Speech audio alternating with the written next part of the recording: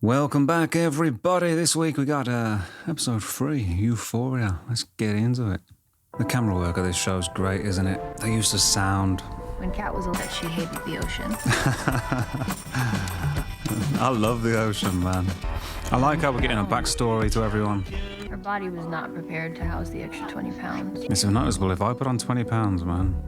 What is real love? This is something I'm pondering all the time now, isn't it? Somebody commented about a Taylor lyric where, that she used to think love was red hot, or something like that. But it's not, it's golden. And that's what I've discovered, I think, But yeah, is the real love not being able to live without somebody? I don't know if that's my experience. Love is made up of many, many more things, I suppose. Perhaps love is just a concept that we can't fully explain in words, right? That's a good way to look at it, I think, probably. I am all in. Gilmore Girls. I've been watching Gilmore Girls recently with my girlfriend. Whoa, I wasn't expecting some One Direction in here. The animation's good, isn't it? This is, heavy, deep stuff, I guess, isn't it? I know this is sort of heightened reality, isn't it? Heightened truth. That's perhaps a lot of the best art is. But it's interesting to think. David Bowie spoke about it in the 90s, when the sort of birth of the internet. There's a famous interview with him. Well, I think it's famous anyway, I've seen it. An interviewer was asking him about his thoughts on the internet, and he was like, I don't think we understand what it is, it's like an alien life form.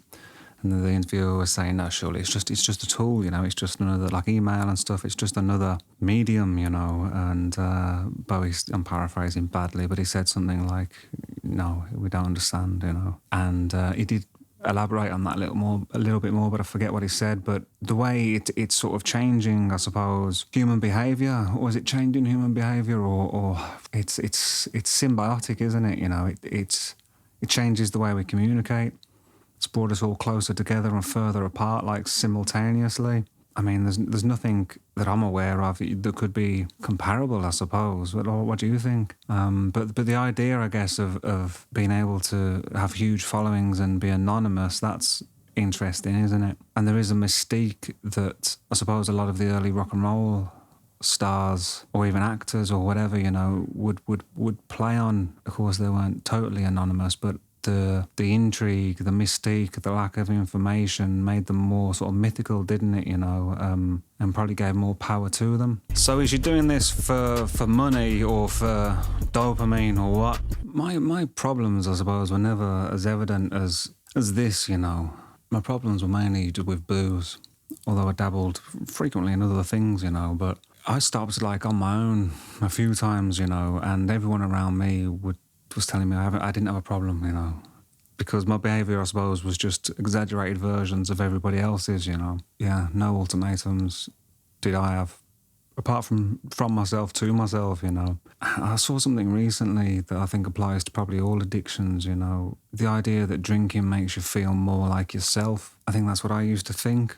But the longer that I'm sober, the longer that I eat well, the longer that I consistently exercise and do all the things, we all know we should be doing, I suppose, I feel more and more like myself, more and more like I felt as a child, I suppose. I think I had something to live for, I had dreams that kept me going, I didn't want to fuck up my life, I don't know. Not fulfill my Just potential. really weird. Yeah, if you've got nothing to aim for, man, I don't think I ever would have stopped. Because why would you?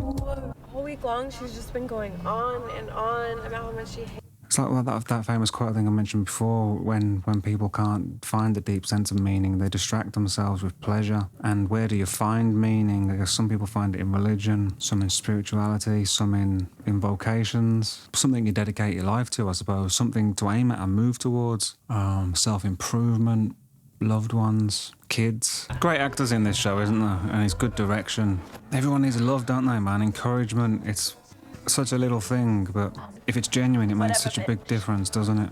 Okay, what did you take? Nothing yet.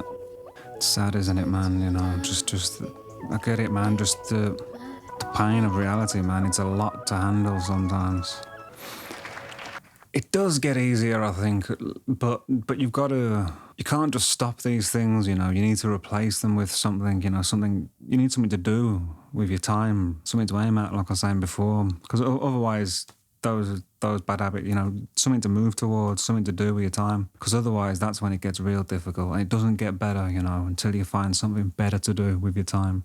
What a great shot that is, man. Doesn't that look great? And the sadness in her eyes, like in her soul and everything. Wow, what a great acting. So this is like a mentor, potentially, right? Very chaotic room, isn't it? Chaotic house, chaotic decorations. Similar to what I grew up in, I suppose, but isn't it interesting what I'm finding is your room and your space and the way it's decorated and the amount of stuff you have, the amount of clutter you have, it kind of reflects. I'm not sure if that reflects your internal state or whether that influences your internal state. I definitely feel better with less stuff around, you know. And I try and only have the things that are necessary. But beauty is important as well, isn't it? You know, to be surrounded by beauty. Not just because it's inspiring, because it makes you feel better, doesn't it? This whole show is a failure of parenting, I think, isn't it? You know, failure of society, but a failure of parenting, really. Like, I guess what I've come to learn is parenting is more than just feeding and clothing your kid, you know, and telling them to do the right thing or whatever. You need to build a meaningful connection from the very beginning, man, because that's the only way that parents can matter more than peers. You don't have that connection, your kids are going to be looking for connection elsewhere, aren't they? In gangs or, you know, lots of destructive places, you know, looking just to feel something, I suppose, you know, and that's what any kind of self-destructive behaviour is, I suppose, isn't it? It's an inadequate temporary solution for real connection to something of meaning.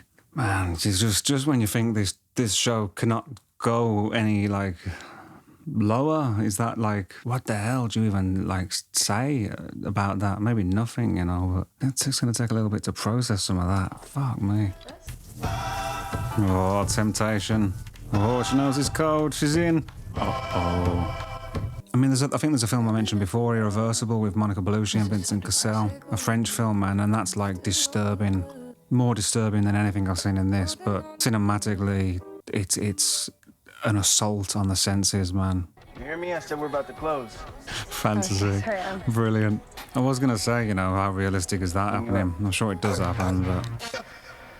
Man, there's a bit inside of me there going, I mean, I'm not denying it's going to pan out for her, but a bit of me is, you know, thinking, you go, girl, you know. I'm pleased for her, you know, wanted to change. That's interesting, isn't it? How Rue has kind of been the sensible one. We've been so chaotic. I find that pretty realistic, you know. I get it. Those daisy petals around her eyes are interesting, aren't they? Really? Do you think, like, we decorate ourselves in certain ways, you know? Like to say we're different, to say we're feeling things other people aren't feeling? Because it is different, but there are many girls that look like that, right? And even if you're being a rebel in some way, whether that's, you know, wearing a leather jacket, wearing makeup, or things I did, you know, wearing women's clothes, or blouses and stuff, you know, women's clothes were just better. It's impossible, isn't it, to be completely original? So you're just rebelling? Well, you're rebelling from your place, I guess, aren't you? It's not really about being an individual.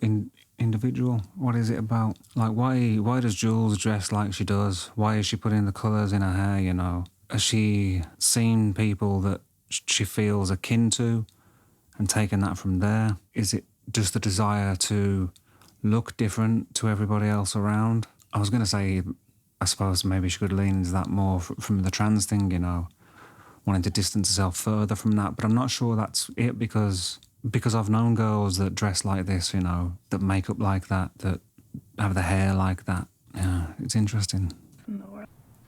Oh, didn't see that coming. I'm sorry. That puts in a new perspective about her not wanting to meet this dude, though, doesn't it? She's as surprised as I am. Oh, no. But that's it, man. That's what happens, isn't it? You know, you feel something uncomfortable. You want to get high, man. You want to have a drink. You want to eat that food. You want to buy that stuff you don't need, you know, go shopping. To not feel, man. There's always going to be fucked up days. Just go home. Don't. Good on you, man. See, it's like a severe inability that a lot of us have, isn't it, to deal with our emotions, to understand what we're feeling, to sit with what we're feeling, to be comfortable with what we're feeling. I mean, I drunk heavily, daily for over 10 years, man. A lot more either side of that as well. Not even realising it was because I couldn't process what I was feeling.